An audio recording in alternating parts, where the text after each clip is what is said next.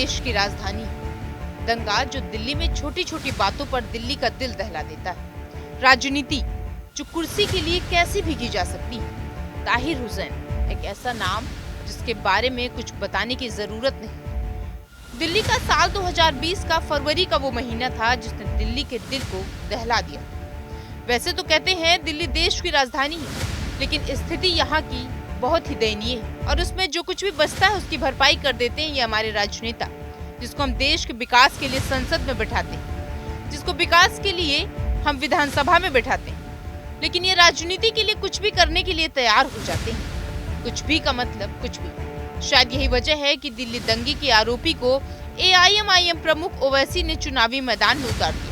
लोगों का कहना है कि ओवैसी ने सोचकर ये दांव खेला होगा कि हमारे देश में जनता को जाति के नाम पर बांटना ठीक उतना ही आसान है जैसे कुर्सी मिल जाने के बाद आदेश देना।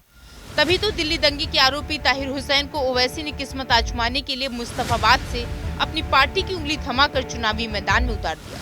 दरअसल कहानी ये है कि राजधानी दिल्ली में विधानसभा चुनाव की तैयारियां जोरों से चल रही थी।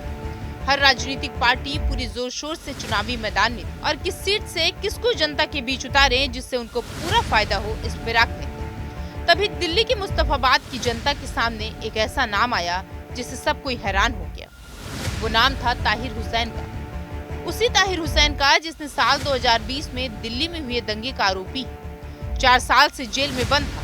अभी भी रिहाई नहीं हुई है, लेकिन ताहिर हुसैन को कस्टडी पेरोल मिल गई, जिसके बाद उसने चुनाव का प्रचार करना शुरू कर दिया था। दिल्ली दंगे के आरोपी को कोर्ट ने कस्टडी पेरोल मिलने के बाद चुनाव प्रचार के लिए पुलिस की कस्टडी में मुस्तफाबाद विधानसभा क्षेत्र पहुंचे और प्रचार किया। ताहिर हुसैन की ओर से चुनावी प्रचार के लिए कोर्ट में जमानत याचिका दाखिल की गई। कोर्ट में सुनवाई हुई और आरोपी ताहिर हुसैन को 12 घंटे चुनावी प्रचार के लिए 6 दिन की कस्टडी पैरोल दे दी गई। कोर्ट में कस्टडी पैरोल मिलने के बाद अगले दिन ही ताहिर हुसैन ने चुनाव प्रचार करना शुरू कर दिया। कस्टडी पैरोल देते हुए कोर्ट ने ये भी कहा था कि कस्टडी पैरोल पर जो खर्च आएगा उसको ताहिर हुसैन को ही देना होगा। इसके साथ ही ये हिदायत भी दी थी कि चुनावी प्रचार के दौरान अपने खिलाफ केस लेकर किसी तरह की कोई टिप्पणी नहीं करेगा, ना ही किसी गवाह से मिलेगा, ना अपने घर जा सकेगा और ना ही प्रेस कॉन्फ्रेंस कर सकेगा। मतलब चुनाव प्रचार के बाद ताहिर को वापस रोज जेल जाना पड़ेगा। दिल्ली का उत्तरी पूर्वी इलाका और साल 2020 था।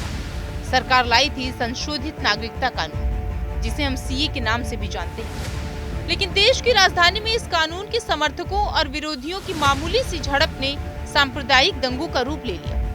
मौजपुर इलाके में 24 फरवरी 2020 को शुरू हुआ ये दंगा 2 दिन तक चला, जिसमें तकरीबन 55 लोगों की जान चली गई और 700 लोग घायल हो गए।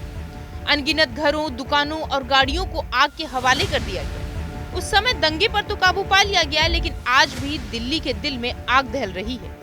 लोगों की जुबान पर जब भी कभी दिल्ली दंगे की बात आती है तो वो सहम जाते हैं, लेकिन राजनेता इससे बाज नहीं आते।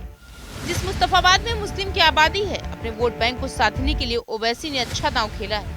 दंगे के आरोपी को विधानसभा में बैठाने की कोशिश की, लेकिन लोगों के जहन में ये सवाल है कि क्या वो दिल्ली का विकास करेगा। सवाल ये है कि क्या राजनीति के लिए लोग इतना गिर सकते हैं, और सवाल ये भी है कि क्या किसी दंगा के आरोपी को जनता विकास के लिए भेजेगी।